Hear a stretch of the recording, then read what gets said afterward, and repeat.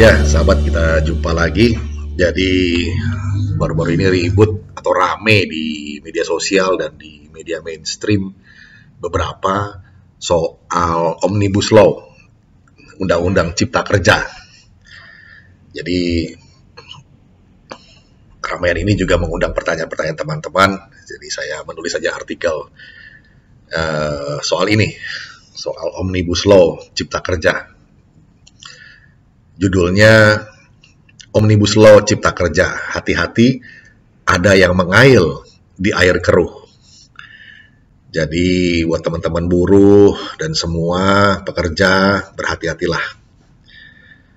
Omnibus Law, Undang-Undang Cipta Kerja, iya Cipta Kerja, supaya Indonesia juga jadi menarik buat investor menanam modal dan berusaha di Indonesia.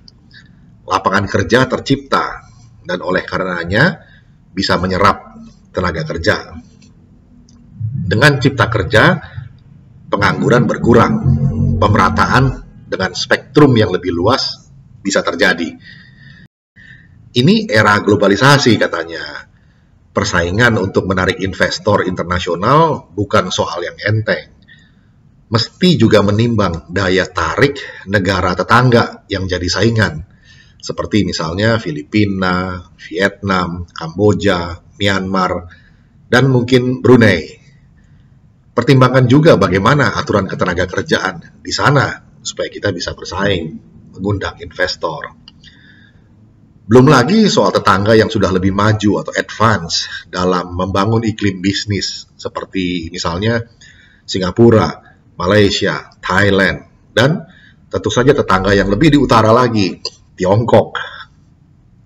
Atau agak ke barat sedikit, ada India, Bangladesh, Pakistan, Sri Lanka. Ini rumput negara-negara yang katanya jago loh berkomunikasi dalam bahasa Inggris. Oke lah, itu perspektif untuk menciptakan lapangan kerja dengan membangun iklim yang ramah investor. Lah, yang sudah kerja dan yang sekarang berstatus sebagai buruh gimana? Buat yang sudah kerja atau yang sedang berstatus jadi buruh, ya mesti kerja lebih keras dan disiplin dong, alias lebih produktif. Tingkatkan terus kompetensi dengan rajin pelatihan dan belajar mandiri. Serta, ini yang penting, jaga kesehatan. Ikut iuran BPJS supaya lebih terjamin kalau ada apa-apa. Hindari ketularan virus corona.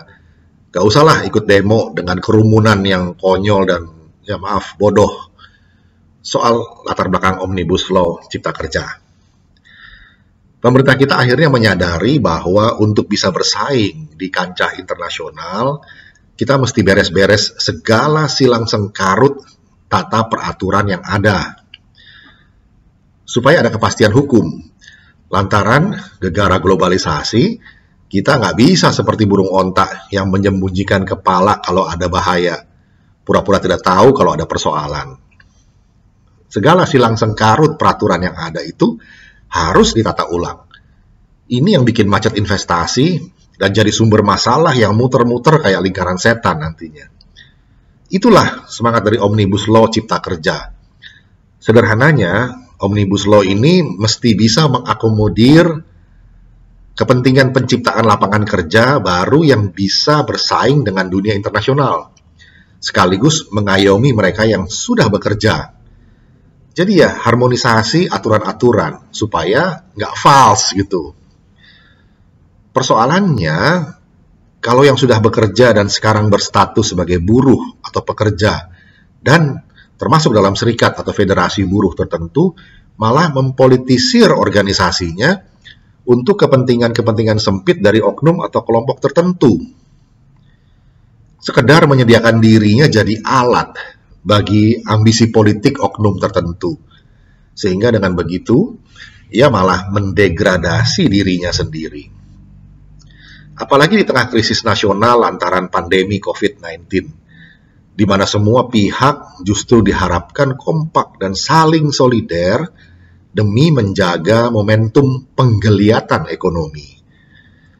Agar yang masih bisa bekerja, bisa terus bekerja. Artinya, bersyukurlah kalau di tengah krisis seperti ini, pabrik atau perusahaannya masih bisa berjalan, di mana banyak perusahaan lain yang sudah tidak kuat dan akhirnya malah gulung tikar. PHK merebak di mana-mana. Kita sangat yakin bahwa mereka yang masih bisa bekerja pastilah tidak ingin pabrik atau perusahaan tempat mereka mencari nafkah ini tutup dan status mereka berubah dari buruh menjadi pengangguran. Kalau sampai itu terjadi, apakah para ketua serikat buruh itu bakal juga mau mengubah statusnya menjadi ketua serikat pengangguran? Atau memang ada pihak atau oknum tertentu yang intensinya hanya untuk memperkeruh keadaan? Tidak peduli apakah nanti unit usaha yang masih bisa berjalan ini bakal gulung tikar. Ambisi kursi jabatan telah membutakan mata hati. Libido kekuasaan mengalahkan akal sehat. Yang penting buat mereka, yaitu para gelandangan politik ini, adalah suasana yang keruh. Lebih cepat keruh, lebih baik, agar mereka bisa mengail di air yang keruh itu. Ini kan amit-amit.